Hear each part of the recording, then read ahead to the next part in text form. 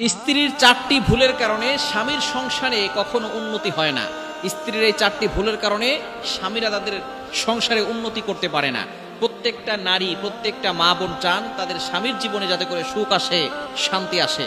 যদি আপনারা এই 4টি ভুল কাজ করে থাকেন, আজ এই ভুল কাজ থেকে দূরে সরে আসবেন, তাহলে দেখবেন আপনার স্বামীর জীবনে অর্থাৎ আপনার সংসারে সুখ শান্তি আসবে এবং আল্লাহ তাআলা রহমতের বৃষ্টি নাজিল করবেন, বরকতের বৃষ্টি নাজিল করবেন। নাম্বার 1, 1 নাম্বার যে ভুলটা স্ত্রীরা করে থাকে সেটা হচ্ছে দেরি করে ঘুম থেকে ওঠে।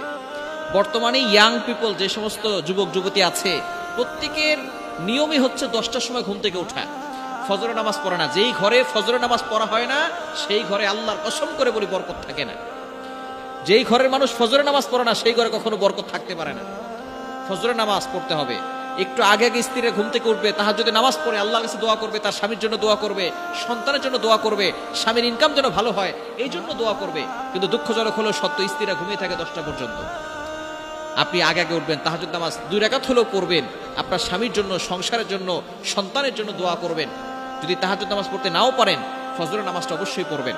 ফজরের নামাজ পড়ে আল্লাহর কাছে দোয়া করবেন, নিজেও পড়বেন, স্বামীকেও ঘুম থেকে উঠিয়ে দিবেন, দুইজনে ফজরের নামাজ পড়বেন। কারণ নবী সাল্লাল্লাহু আলাইহি ওয়াসাল্লাম এই ফজরের সময়টার জন্য দোয়া করেছেন, বরকতের দোয়া। বুখারী শরীফের হাদিস, আল্লাহুম্মা বারিক লি উম্মতি ফি বুকুরিহা, আয় আল্লাহ আমার উম্মতের সকালটা বরকতময় করে দাও। আল্লাহ তাআলা এই দোয়াটা কবুল করে নিয়েছেন। সুতরাং ফজর হচ্ছে বরকতময় সময়। তাহলে 1 নাম্বার হচ্ছে যে সকল স্ত্রীরা দেরি করে ঘুম থেকে ওঠে ওই ঘরে বরকত থাকে না, ওই স্বামীর সংসারে কখনো উন্নতি হয় না। 2 নাম্বার হচ্ছে যে সকল স্ত্রীরা স্বামীর সাথে সুন্দর করে কথা বলে না, হাসি দিয়ে কথা বলে না, ওই ঘরে কখনো সুখ শান্তি আসতে পারে না, ওই স্বামীর সংসারে কখনো উন্নতি হয় না। স্ত্রী যদি স্বামীর সাথে হাসি দিয়ে কথা বলে, নবীজি সাল্লাল্লাহু আলাইহি ওয়াসাল্লাম জানিয়ে দিয়েছেন তার এই হাসিটাও সদাকার সমান সওয়াব পাওয়া যায়। সুতরাং ওই নারী হচ্ছে শ্রেষ্ঠ নারী, যেই নারী তার স্বামী ঘরে আসার সাথে সাথেই তার সুন্দর হাসি দিয়ে তার স্বামীর মনটাকে খুশি করে দেয়। সুতরাং অনেক নারী এমন আছে দেবরের সাথে সুন্দর করে কথা বলে, পাশের বাসার ছেলের সাথে সুন্দর করে কথা বলে, কিন্তু স্বামীর সাথে সুন্দর করে কথা বলে না। এরকম কিছু নারী সমাজে আছে না নাই? খবরদার, স্বামীর সাথে সুন্দর করে কথা বলতে হবে, স্বামীকে মনে সান্ত্বনা দিয়ে মানসিক শান্তি দিতে হবে। বর্তমান অনেক স্ত্রীরা স্বামীকে মানসিক শান্তি দেয় না, যার কারণে স্বামীর আস্তে আস্তে রোগী হয়ে যাচ্ছে। 2 নাম্বার হচ্ছে স্বামীর সাথে সুন্দর করে কথা না বললে ওই সংসারে উন্নতি হয় না।